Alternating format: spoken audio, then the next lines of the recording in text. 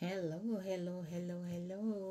mga katimtak. And dito na naman tayo. At sana lagi tayo nasa bumuting kalagayan at ligtas sa kung anumang masasamang kapangyarihan at kapahamakan. At pinapanalangin ko na sana lahat tayo ay nasa kaligtasan. At diretso ang pag-iisip. Diba? Eto na tayo at gusto ko lang magkwentuhan lang muna tayo at saka gusto ko lang na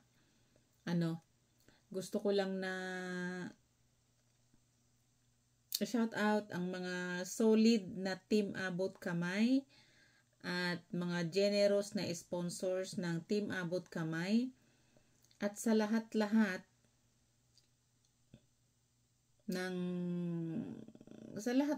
ng mga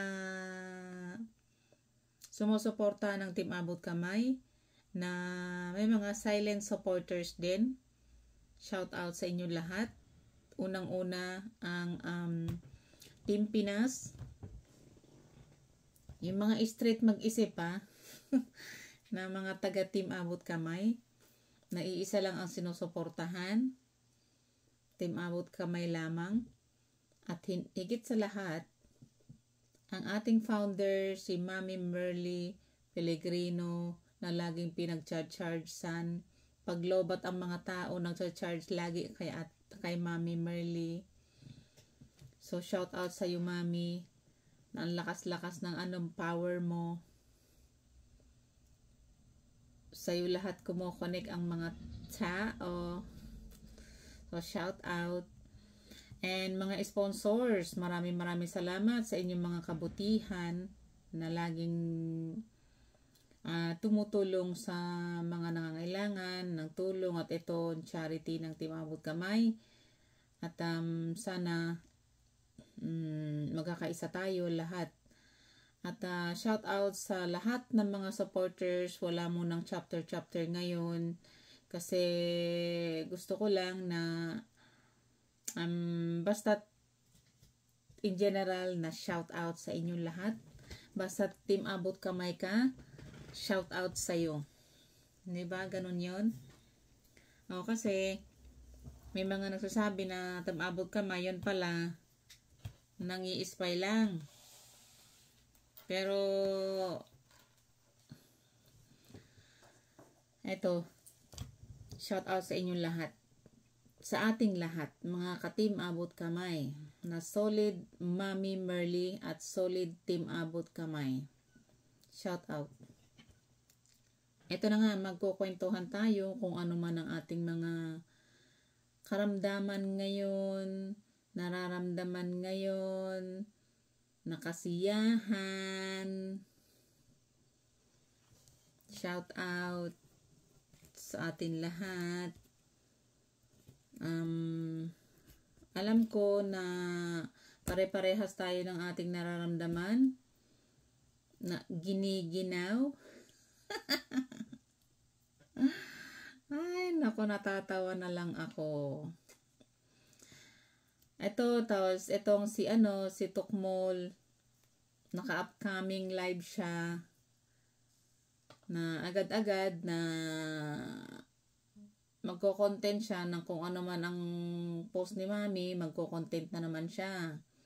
Sige, ituloy mo yan. Wala kang nakikita din sa Team Abot Kamay. Wala kang maiko-content. Kaya lagi ka talaga nag-aabang dito sa Team Abot Kamay, ano? Sige lang. Mauna ka.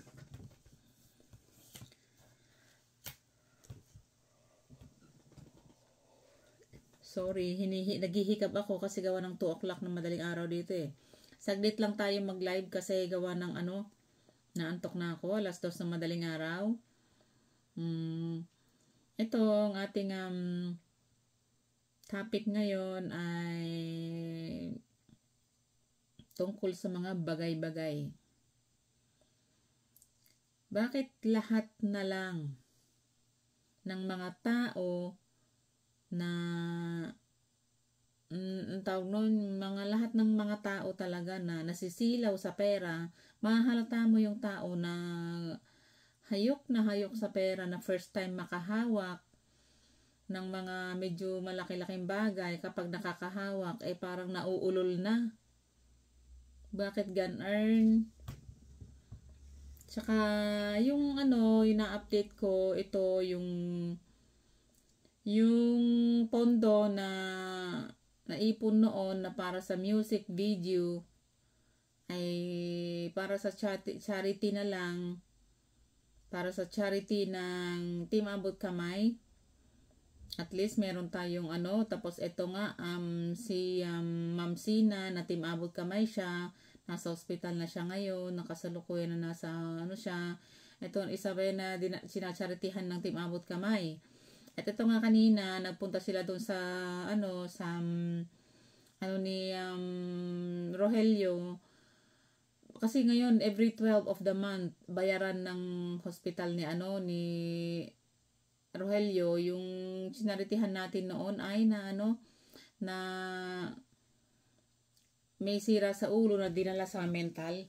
Yun, inaanuhan na ngayon, binayaran na ngayon yung niya, tapos tinitignan kung pwede na siyang lumabas o hindi.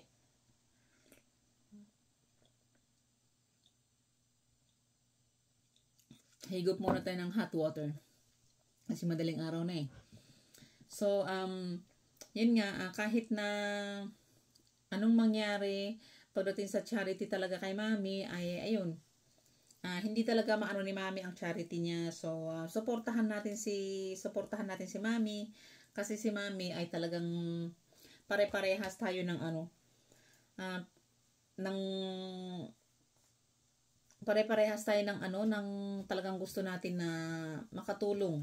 Si Mami ay nakikita ko malakas man ang boses, malakas man kung magsalita siya, pero kung pagka magugulat ka, parang kala mo yung kumulog, kung magsalita siya, kumulog man ay hanggang kulog lang yun, saglit lang. Pasensya na kayo, hikab ako ng hikab. Kasi kakainom ko lang din kasi yung yung gamot ko, kaya yun nakakanto kasi yung gamot kong yun. Yun kasi yung si Mami, kahit na may sakit siya pagdating sa charity, hindi talaga siya parang doon siya humuhugot ng lakas sa charity. Magiging malakas siya, magiging strong siya pagdating sa charity. So sana samahan natin siya. Kasi ang pag-charity talaga, kung yun talaga ang gusto mo, talagang ng puso mo na yun talaga ang adhikain mo, maganda ang adhikain mo, bibigyan ka ni Lord ng lakas. Ha? At patuloy ka makakatanggap ng blessing tuwing nagbibigay ka ng tawag nun. Nagigab ako. Nagbibigay ka ng blessing sa kapwa mong tao, ito nga tinatawag na charity, ay more blessing pa, magdodoble ang blessing na matatanggap natin kapag nakakapagbigay tayo ng blessing sa kapwa natin na nangangailangan. So sana naman maunawaan natin lahat, dahil yung may time na kapag tayo ay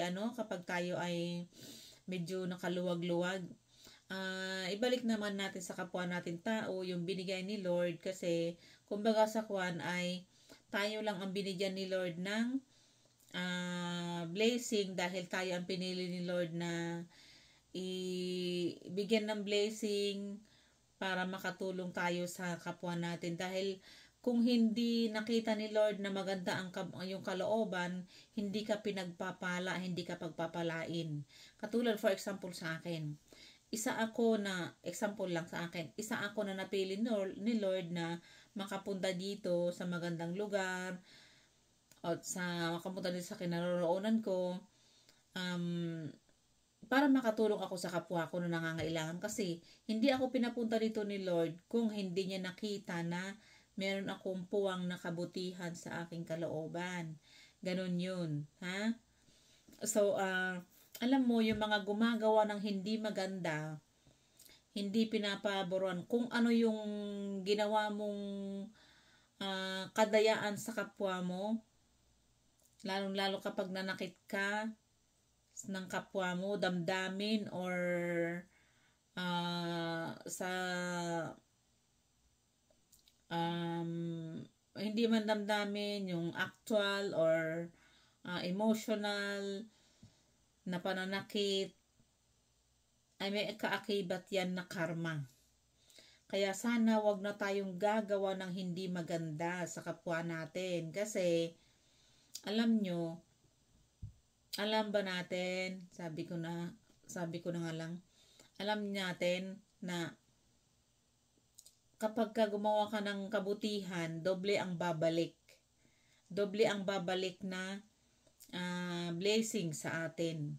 Kapag nakakapagbigay tayo ng blessing sa kapwa natin. Pero kapag gumawa naman tayo ng kasamaan, doble, triple pa ang babalik sa iyo na kasamaan din. Katulad noon, yung marami akong nakilala na alam na nga niya, nahulog yung wallet niya or tapos alam niya nga, na nakita niya nga kung sinong nakahulog. Pinulot niya, hindi pa niya naihabol yung wallet, ganun. Alam mo, marami akong nakilalang ganun. Alam mo, yung may-ari ng wallet na yon, inutang pa pala niya. Inutang pa pala niya sa bangko yon, niloan niya yan. Niloan niya sa bangko yon dahil meron siyang babayaran. Very important. Kaya nakapag-loan siya dahil very important. Alam niyo yung nakapulot. Nakita niya nga na lalaglag. Hindi pa niya, pagbaba ng tao sa tricycle, nalaglag yung wallet niya. Tapos, yung tricycle driver, nakita niya, hindi pa niya lalo pa niyang itinago.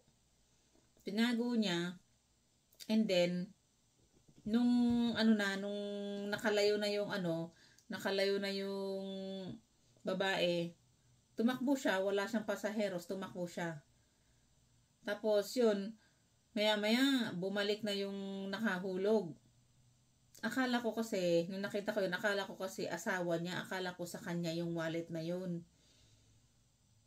Na inoobserbahan natin, yung katabi ko naman na nagtitinda rin noon sa palengke. Sabi niya, Allah, doon sa babae yata yung wallet na yun, bakit nakita nung driver, hindi man lang niya naibalik. Alam mo, nung bumalik na yung babae na hinahanap niya, pinagtatanong-tanong niya, naitakbo na ng tricycle driver. Hindi na siya naghintay ng pasaheros. Umalis na. Kasi nung pag-alis ng babae, binuklat na yung wallet na may laman na malaking pera.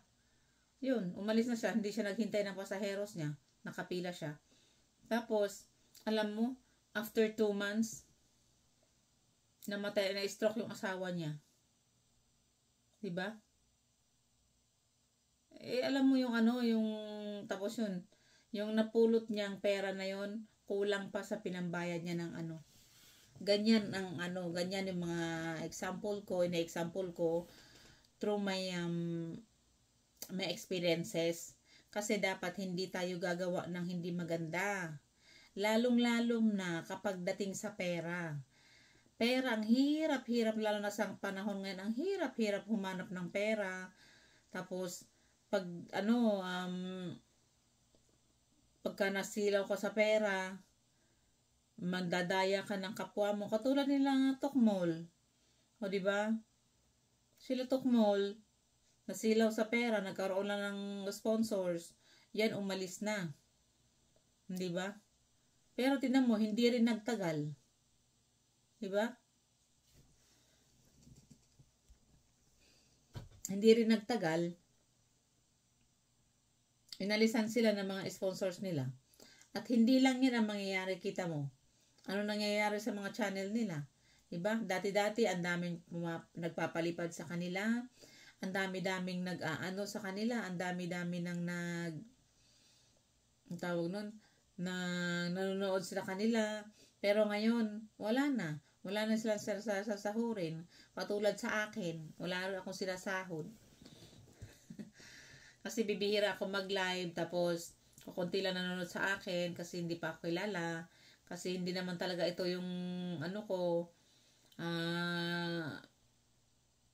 hindi naman talaga ito ang kinoconcentrate ko dahil may trabaho naman ako. Kaya hindi ito ang kinakareer ko, yung pagla-live, pagbablog. Gusto ko lang sana na kaya nagaganito ako dahil kapag meron sana akong masahod, yun, pandagdag tulong din sa kapwa. Diba? Sa charity, yun nga, sa charity natin, doon din lang mapupunta. Kaya hindi natin, kaya mga ganyan, unang-una, umalis ang Berador. Ano nangyari sa kanila? Sa umpisa lang yan, ang init-init, hindi magtatagal. Sila din, nagdadayaan. Ang Team Judas, sila din, nag-iinggitan. Ano nangyari? Mga ganyang bagay. So, kung tayo ay matino-tino ang ating pag-iisip at hindi natin hinahangad ang hindi natin hinahangad ang pera, hindi na tayo nasisila sa pera, baka mas mas malaki pa, and forever pa ang kikitain natin basta galing sa maganda at malinis na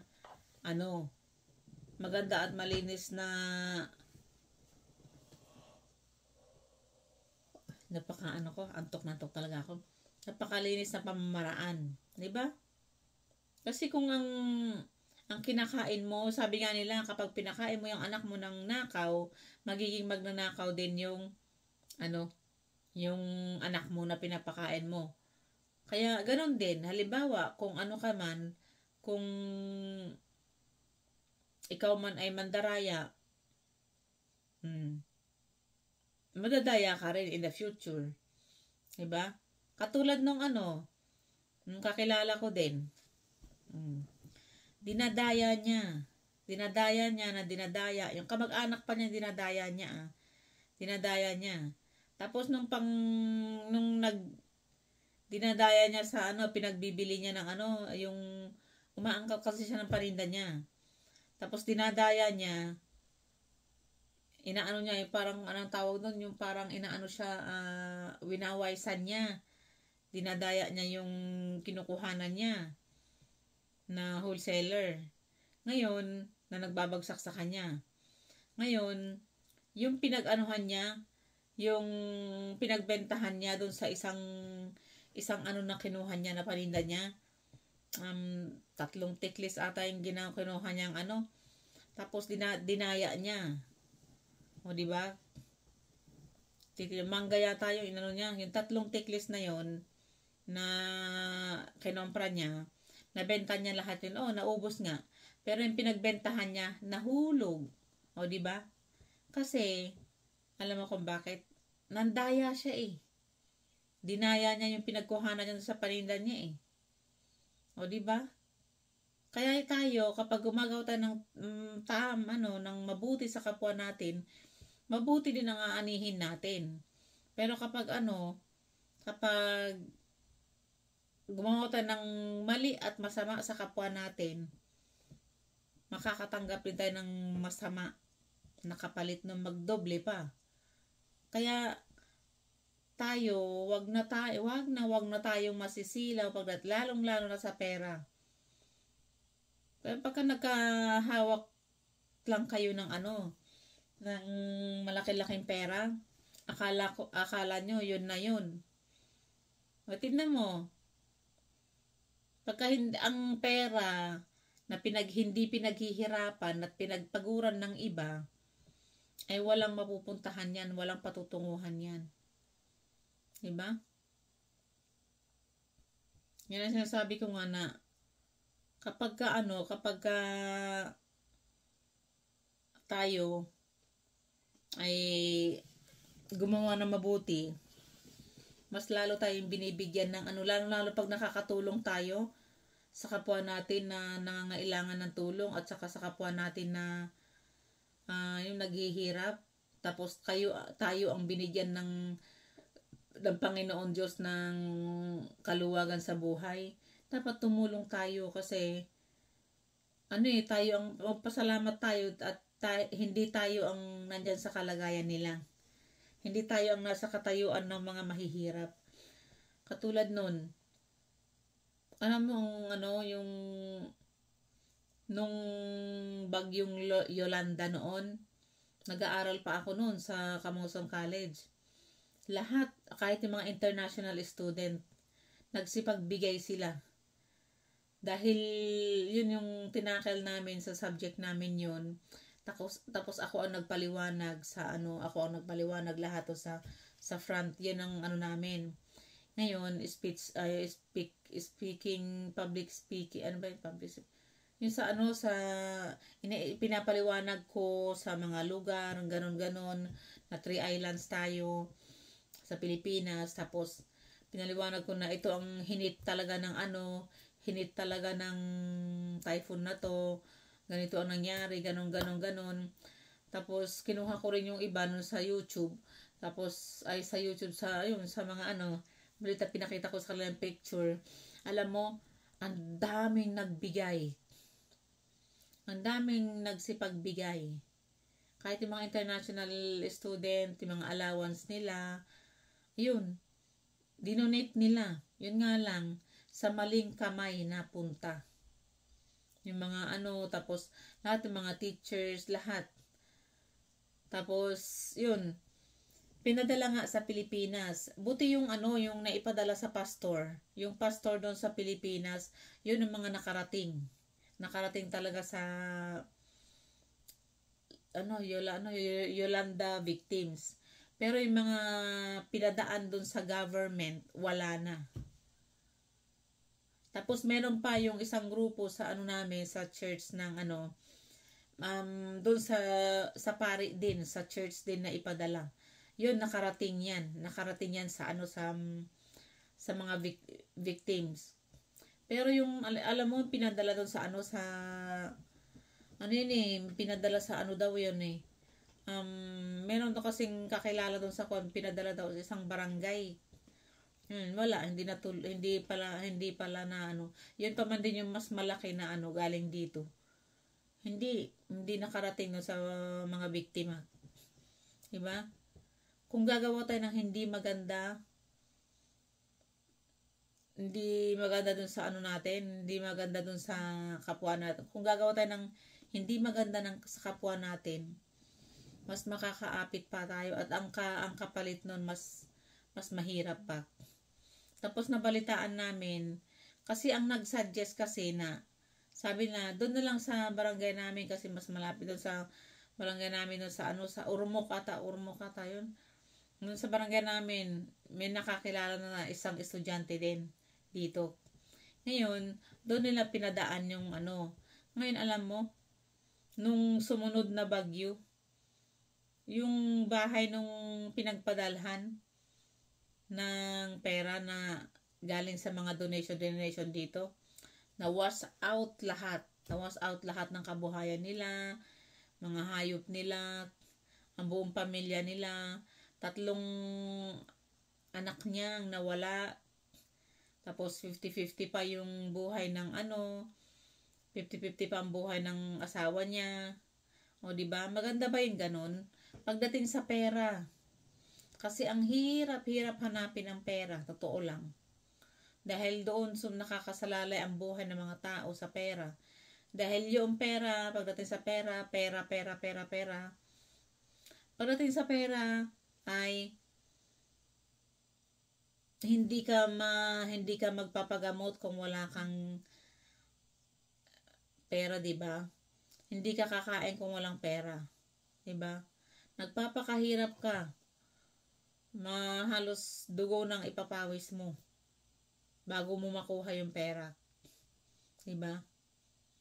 Tapos kung makakatulong ka sa kapwa mo tapos dadayain ka lang, lolokohin ka lang, na pinaghirapan mo yun. Diba? Kaya malaking ano talaga yan. Sabi nga nung lintik lang ang walang ganti. Sabi. Diba? Diba? Kung sabi nga na lintik lang. Diba? Yan yung tinatawag ng Kasi karma is real, eka nga nila.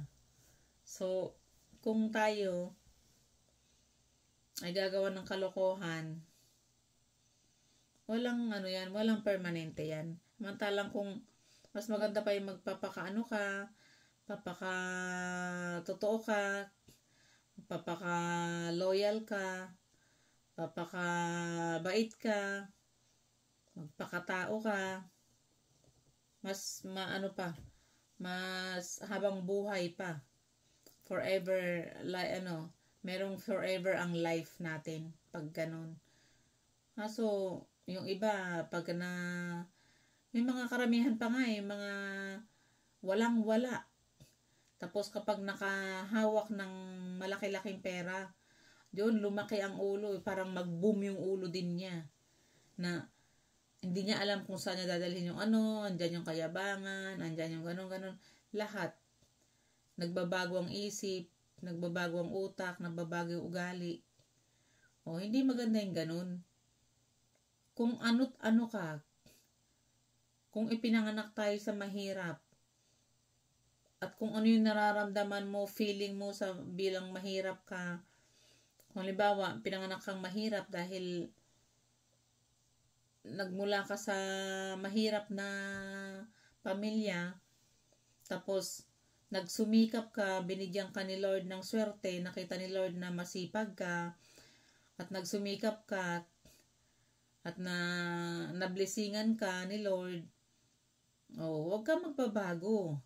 Isipin mo na ipinanganak ka at lumaki ka sa hirap. At kailangan, yung sabi nga nila na, kailangan matuto tayo lumingon sa pinanggalingan. Diba? Hindi yung makahawak ka lang ng konti-konting datong, tingnan mo.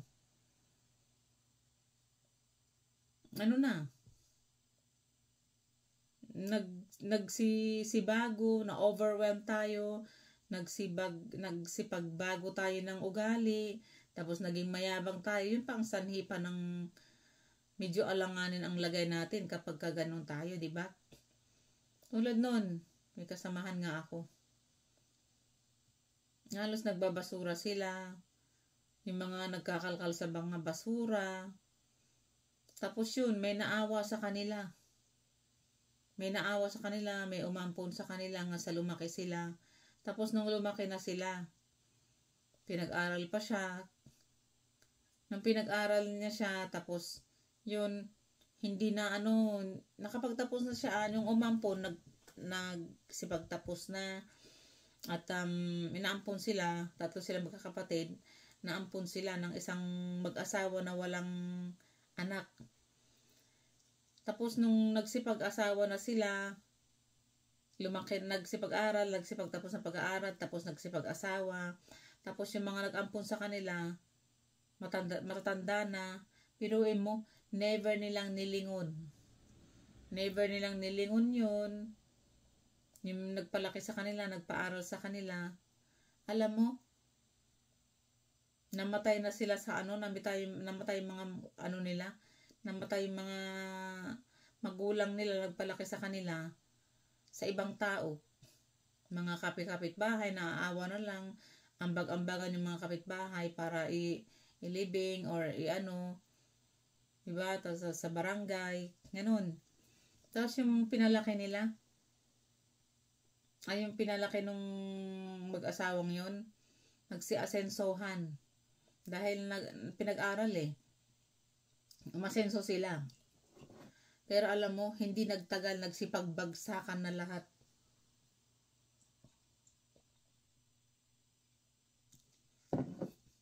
Nagsipagbagsaka'n na lahat. Yung mga business nila, yung iba naman, nagkaroon siya ng sakit. Na Tapos hanggang sa yung mga anak nila, hindi na sila nagsipag-aral, nagiging, namamasukan na lang ng katulong, yung mga anak nila, namamasukan na lang siya ng mga, yung parang hindi pa nag-graduate ng mga elementary mga anak nila. Yun yung tinatawag ko na karma is real. Diba? Kapag gumawa ka ng kabutihan, kailangan suklian mo din ng kabutihan.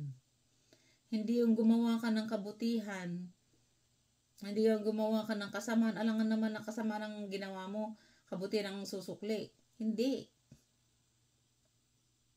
Diba? Kaya pinaka-the best talaga, huwag na tayong huwag na to katulad yung mga sira-siraan. Sisirain mo yung tao para lang sa iyong kapakanan. Sariling, yung sisirain mo isang tao para lang sa iyong sariling, tawag nun, purpose. Diba? Hindi yan maganda. Alam mo, hindi ka magtatagumpay at hindi ka suswertehin sa buhay mo pag ganyan ang ginagawa mo. Kasi yan ang mahirap kasi. Alam mo, kapag Panginoon talaga ang umiral. Kasi alam mo, ito katulad nito, nagsasalita na ako. Ang Panginoon, akala mo ito, nag-iisa lang ako dito sa office. Alam mo, ako lang, nakikinig ang Panginoon sa akin. Ha? Nakikinig ang Panginoon sa akin, pinapakinggan niya mga pinagsasabi ko. Na pwede akong, sa pagsasalita kong ito, pwede akong magkasala.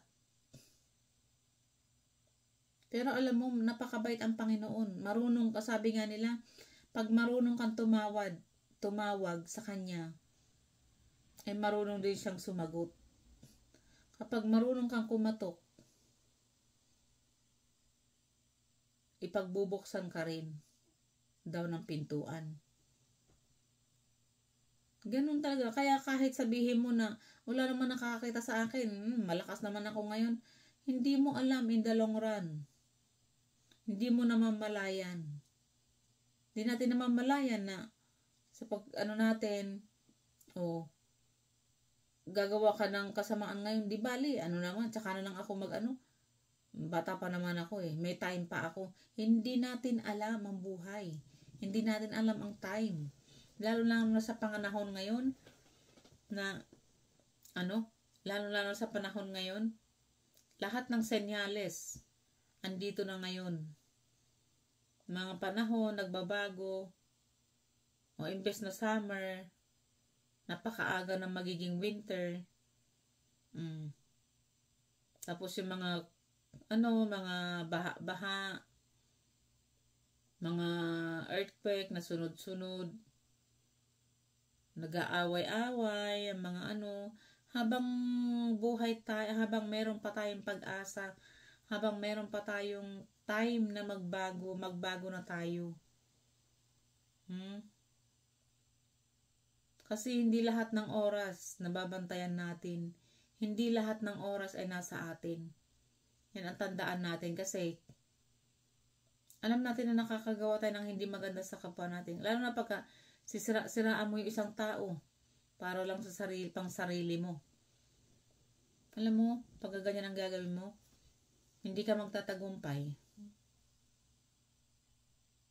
At gagawa ka ng kasinungalingan para lang masira yung isang tao sa isang tao din. Para sa inyong pangsariling kapakanan. Ang sarili mong interes. Ang tawag doon, makasarili ka. Diba? So kung alam mo na hindi maganda yung ginagawa mo, mas maganda pa magtrabaho ka na lang ng marangal. Huwag ka nang umasa sa pinaghirapan ng iba. Yung iba, dugot pawis ang bago makuha yung pera. Tapos ikaw naman, andyan ka, naghihintay. Tapos ang gawain mo, naging matamad ka na dahil meron kang inaasahan na pinaghirapan ng iba. Hanggang kailan? Habang buhay, umaasa ka? Kaya habang habang buhay tayo, kailangan gumawa tayo ng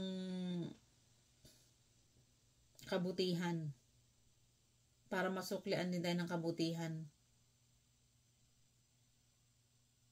Kasi yun ang mahirap sa atin eh.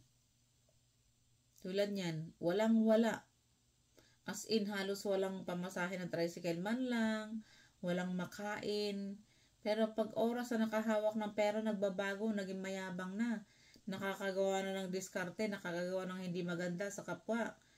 Andyan yung paninira mo sa kapwa mo, siraan mo siya siraan mo yung isang tao para lang yung atensyon ng taong isa na pinagsisiraan mo ay mapunta sa iyo ang atensyon. 'Di ba?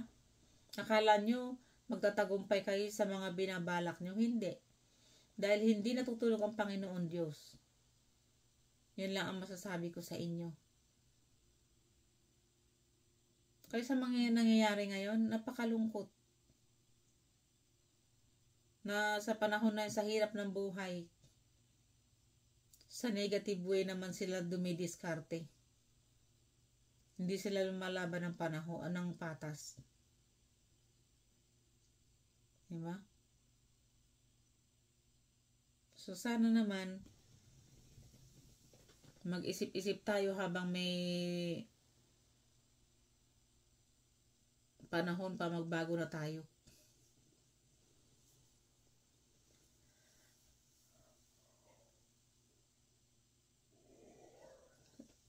Dito na lang ako siguro kasi gawa na ito, nag-ano ako eh. Antok na talaga ako. Kaya siguro bukas makapag-live ako ng maayos. Pero kung sa ngayon talagang ito, alas 2:40 ngayon. So siguro pero kasi sobrang busy na tayo, kaya ito hindi na tayo makapag ng maaga-aga, hindi tayo makapag-live ng maaga-aga. Baka bukas kung sakaling makapag-live ako ng maaga-aga bukas para live na. At tsempohan ko yung mga walang tsempohan ko yung mga walang nag-live para para makapag-live ako ng maaga. Tapos kung matatapos ko na maaga yung ginagawa ko, pwede ako makapag-live ng maaga-aga. Kasi pag ganitong oras wala ako sa kondisyon na mag-live dahil mag-vlog kasi antok na ako, halos pumipikit na yung mata ko. Tapos yung isip ko lumilipad din. Walang concentration, walang focus ba. So hanggang dito na lang muna tayo guys, at pasensya na kayo kung ito lang muna ang topic natin sa ngayon kasi hindi pa panahon para sumagot tayo sa mga bagay-bagay. Kaya hanggang dito na lang muna tayo, at sana pagpalain tayo ng ating Panginoon Diyos, at sana araw-araw, gabi-gabi, huwag natin kalilimutan na magpasalamat, at huwag natin kalimutan na ipanalangin ang mga kamag-anak natin na nasa iba-ibang lugar. Kahit na magkakalayo tayo, andyan ang Panginoon na pwede natin kausapin, napakiusapan na gabayan sila, mga kamag-anak natin, sa mga kaibigan natin na sa iba-ibang lugar. So, sana, alam mo yung mas maganda kasi yung alam mo yung paggising mo pa lang sa umaga, magpapasalamat ka. Thank you Lord for this day. Sana gabayan mo kami, protektahan kami araw-araw, iligtas mo kami sa lahat ng masamang kapangyarihan, masamang karamdaman. At ganon din po Lord, ganon din po yung mga kamag-anak namin sa Pilipinas or kung saan bansa man, ay kayo ang gumagabay sa amin, at maraming salamat sa mga biyaya, ganon. Lagi tayo alam mo, number 1 na dapat pag nagdadasal tayo, importante yung nagpapasalamat tayo sa blessing natin na tatanggap araw-araw. Yun, yung paggising natin sa umaga, blessing na yun. Tapos, pagkatapos natin pagka galing natin sa trabaho, papasalamat tayo dahil kahit paano may trabaho tayo, marangal, hindi tayo maasa sa sponsor, ganun yun. Pero yung mga sponsor naman ay mga umaasa sa sponsors, ang dapat ipanalangin nyo, sana makakuha kayo ng trabaho. Tapos sabayan nyo rin ng paghahanap ng trabaho, hindi yung humihingi ka sa Panginoon ng ng trabaho mo, tapos hindi ka na kikilos na maghanap. Natural. Hindi naman sabihin ni Lord na, ito, kunin ko, ito, ibigay, i-ano niya sa'yo. Dapat kumilos din tayo, di ba? Di ba? So, hanggang dito na lang muna tayo. At kanina pa ako nagpapaalam at maraming salamat po sa lahat-lahat. And then, Lord, gabayan kaming lahat. Thank you, Lord, and thank you. And maraming salamat. At I love you guys. Sana wag natin pagsasawaan pala na suportahan ang Team Abot Kamay at yung mga bago dito sa akin. Sana wag kalimutan na subscribe at saka mag-like. So, thank you so much. Thank you sa lahat. Thank you sa inyong panonood sa akin. Sana wag niyong kalimutan na mag-like. Kapag yung pala, yung mga nagre-replay pala sa akin, nababasa ko ang inyong mga comment. Maraming salamat. At maraming salamat sa walang sawa na ninyong pagsusuporta sa akin. At thank you Lord. Bye-bye.